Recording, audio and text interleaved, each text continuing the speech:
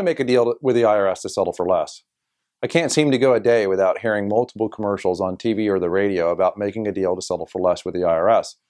I'm attorney Darrin Mish, and I've been representing clients before the IRS since 1999.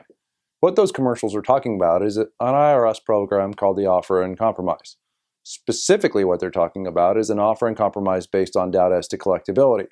The doubt as to collectability offer and compromise is a program created by Congress allowing taxpayers who really have no possibility of ever full paying their liability with the IRS to enter into a deal to settle for less. The amount of the offer really boils down to a math equation, and it goes like this. Monthly disposable income times 12 plus the value of your assets equals the amount of your offer. Monthly disposable income is the difference between your monthly income and your monthly allowable expenses. So let me show you an example so that you have a better idea how this works. If your monthly disposable income was $200 multiplied by 12, and assuming you had no assets, your offer amount would be $2,400. It doesn't matter how much you owe, it only matters how much you can afford to pay.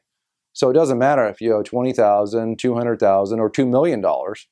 If you can successfully demonstrate to the IRS that you can only afford to pay $2,400, there's a very good likelihood you could settle the case for that amount. It's kind of hard to believe, and there's a lot of tax resolution companies out there selling pie in the sky and basically guaranteeing that everyone will qualify for an offer and compromise. And I'm here to tell you that that's not the case. This is a fantastic program for people who are really down on their luck. Maybe you're temporarily down on your luck, you're unemployed or significantly underemployed. Under those circumstances, it would be a very good idea, most likely, to file an offer and compromise. The program was significantly overhauled in spring of 2012, and we've noticed a significant difference in the amount of offers being accepted. Previously, offers were very difficult to get accepted, and the process took years and years.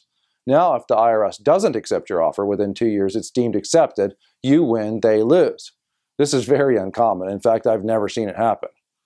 I'm often asked, why don't we just call the IRS and ask them if they'll take $5,000 on the $50,000 owed? It's not how it works. This is not typical attorney horse trading like you might imagine happens in personal injury cases. It all boils down to that math equation that I just explained a few moments ago. So all the work is done in arranging your finances such that you have a minimal ability to pay or a minimal ability to pay less, resulting in a minimal offer amount. And this is all legal, moral, and ethical. We just help you maximize your allowable expenses and therefore minimize your offer amount.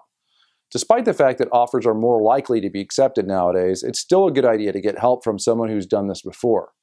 If you have questions about offers and compromise or how to make a deal with the IRS, or really anything having to do with IRS problems, call us at 888-438-6474 or visit our website at getirshelpnow.com.